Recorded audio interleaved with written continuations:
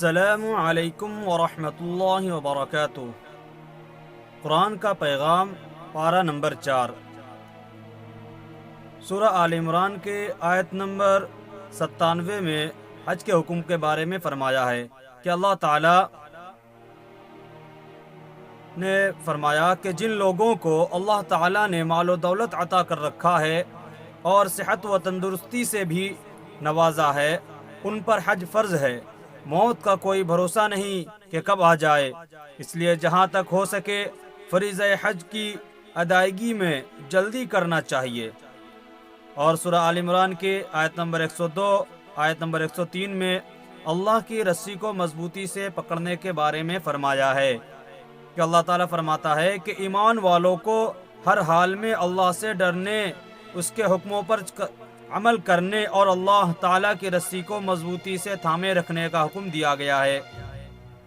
اللہ تعالیٰ کی رسی کو مضبوطی سے تھامے رکھنے کا مطلب یہ ہے کہ قرآن کریم میں جن چیزوں پر عمل کرنے کا حکم دیا گیا ہے اور ان کو کرو، اور جن چیزوں سے روکا گیا ہے ان سے رک جاؤ، اور آپس میں اختلاف مت کرو بلکہ مل جل کر رہو۔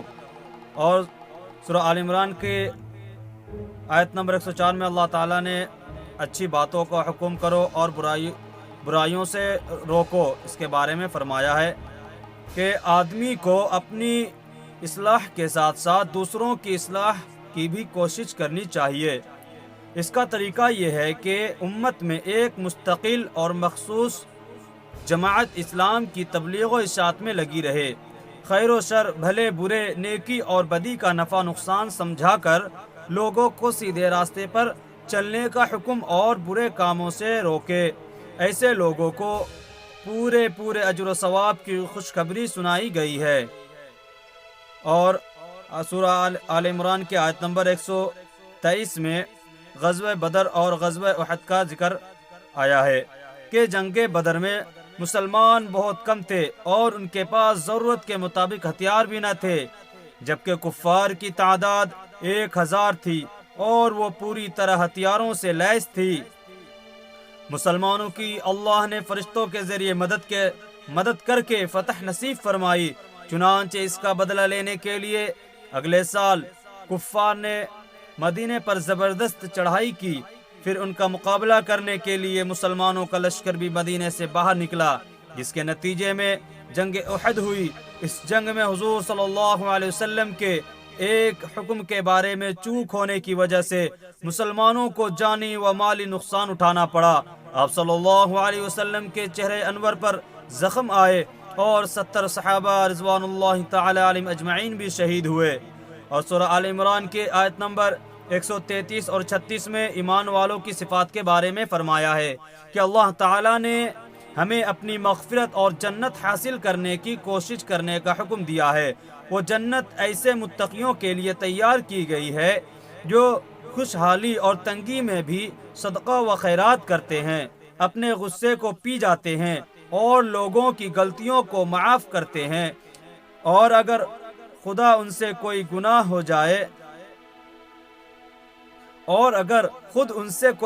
ہو جائے تو اللہ کو یاد کر کے ان کے گناہوں سے توبہ کرتے ہیں اور اپنی غلطی پر اڑے نہیں رہتے، ایسے لوگوں کو اللہ اپنی مغفرت کے ساتھ جنت میں داخل فرمائے گا۔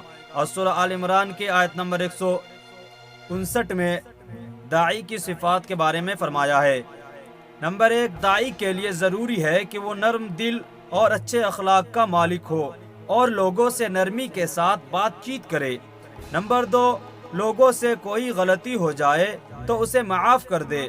نمبر 3، خطاؤں اور لغزشوں کے باوجود ان کی خیر خواہی اور دعا و استغفار کرتا رہے اور اہم کاموں کے لیے ان سے مشورہ بھی کرتا رہے۔ نمبر 4، ہر حال میں اللہ کی ذات پر بھروسہ رکھے۔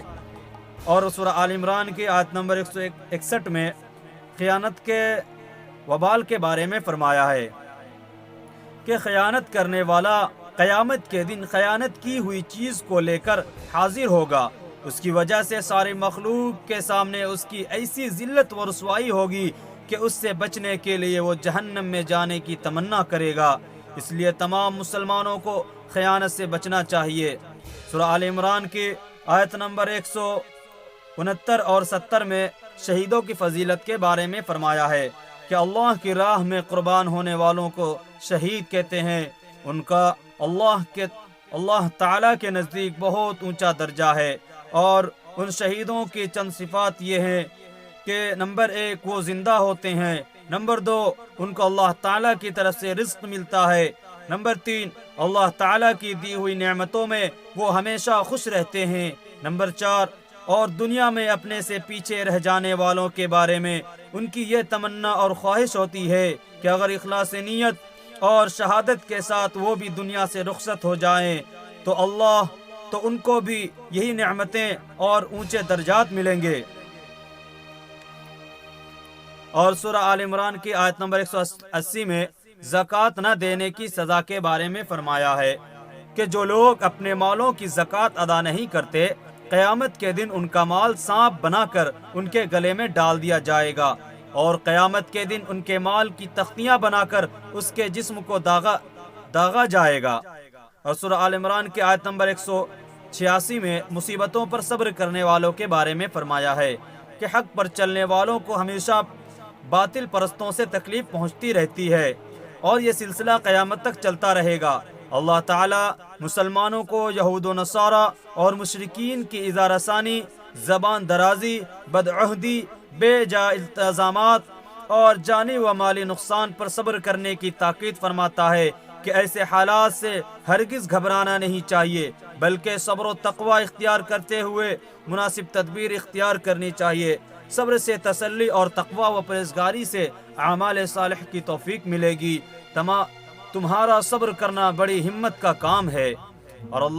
اور سورہ آل عمران کی آیت نمبر 188 میں اپنے گناہوں پر خوش نہیں ہونا چاہیے، اس کے بارے میں فرمایا ہے کہ اپنے گناہوں پر خوش ہونا اور نہ کیے ہوئے عمل پر تعریف چاہنا، جیسا کہ اس زمانے میں عام ہے، بڑا سخت گناہ ہے۔ ایسے لوگ خود کو ہرگز اللہ کی پکڑ سے آزاد نہ سمجھے، دنیا میں ان کو سخت سزا اور آخرت میں دردناک عذاب ہوگا۔ اور سورہ آل عمران کی آیت نمبر 96 اور 97 میں کافروں کی ظاہری نعمتوں سے دھوکہ نہ کھانے کے بارے میں فرمایا ہے کہ اللہ تعالیٰ فرماتے ہیں کہ کافروں کا خوشحالی کے ساتھ شہروں میں چلنا پھرنا تم کو ہرگز دھوکے میں نہ ڈالے کہ وہ تجارت کے ذریعے دولت کمانے اور سیر و تفریح کے لیے ساری دنیا میں گھومتے پھرتے ہیں۔ یہ دنیا میں رہ کر تھوڑے دنوں تک فائدہ اٹھا رہے ہیں، پھر مرنے کے بعد ان کا ٹھکانہ ہمیشہ کے لیے دوزخ ہوگا، اور وہ بہت ہی برا ٹھکانہ ہے۔ اور سورہ آل عمران کے آیت نمبر 200 میں مسلمانوں کے کو چند نصیحت فرمایا گیا ہے۔ نمبر 1، مسلمانوں کو اگر دشمنوں کی طرف سے تکلیف پہنچے تو برداشت کرے۔ نمبر 2، لڑائی کی نوبت آئے تو جم کر مقابلہ کرے۔ نمبر 3، لڑائی کا اندیشہ ہو تو اس کے لیے تیار رہے۔ نمبر 4، ہر حال میں اللہ سے ڈرتے رہے۔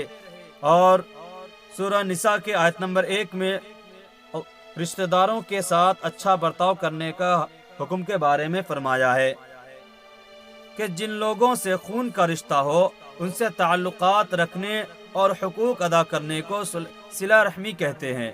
صلہ رحمی کی بڑی تاکید آئی ہے اور اس پر بڑے اجر و ثواب کا وعدہ ہے۔ آخرت کے ثواب کے ساتھ ساتھ اس سے دنیا بھی بڑے فائدے حاصل ہوتے ہیں، اور جیسے عمر اور رزق میں برکت وغیرہ، لہٰذا ہمیں صلہ رحمی کا اہتمام کرنا چاہیے۔ اور سورہ نساء کی آیت نمبر 2 میں یتیموں کا حق نہ کھانے کے بارے میں فرمایا ہے کہ یتیموں کے سرپرستوں کو 3 ہدایت دی گئی ہے۔ نمبر 1، یتیموں کا مال اپنے مال کے ساتھ تجارت وغیرہ میں لگا کر شرکت کے بہانے مت کھاؤ۔ نمبر 2، اپنے گھٹیا مال کے عوض یتیموں کا قیمتی مال مت لو۔ نمبر 3، جب یتیم بچے بالغ ہو جائیں اور اپنے نفع نقصان کو سمجھنے لگے اور اپنے مال کا مطالبہ کریں تو ان کا مال بلا چون و چرا اس کے حوالے کر دو۔ اور سورہ نساء کے آیت نمبر 11 اور 14 میں میراث کی تقسیم کے ضروری مسائل کے بارے میں فرمایا ہے کہ میراث کی تقسیم فرض ہے، جو صرف مردوں کا حصہ نہیں بلکہ عورتیں بھی اس کی حقدار ہیں۔ میراث کی تقسیم ہر قسم کے مال میں ہوگی۔ وراثت کی تقسیم کے قانون اللہ تعالیٰ کے بنائے ہوئے ہیں۔ اب جو ان کے مطابق مال و وراثت تقسیم کرے گا، اللہ اس کو جنت میں داخل کرے گا، اور جو ان قوانین کی خلاف ورزی کرے گا، اللہ اس کو جہنم میں ڈالے گا۔ اور سورہ نساء کے آیت نمبر 24 میں مہر کی اہمیت کے بارے میں فرمایا ہے کہ مردوں کو حکم دیا گیا ہے کہ بیویوں کا مہر خوش دلی سے ادا کر دو۔ مہر کا ادا کرنا واجب اور ضروری ہے۔ جس طرح دوسرے کا حق خوش دلی کے ساتھ ادا کیا جاتا ہے، اسی طرح عورت کا مہر بھی ادا کرنا چاہیے۔ جو عورتیں شرم و حیا کی وجہ سے اپنا مہر معاف کر دیتی ہے، اس معافی کا اعتبار نہیں، کیونکہ یہ معافی شرم کی وجہ سے ہے، خوش دلی سے نہیں۔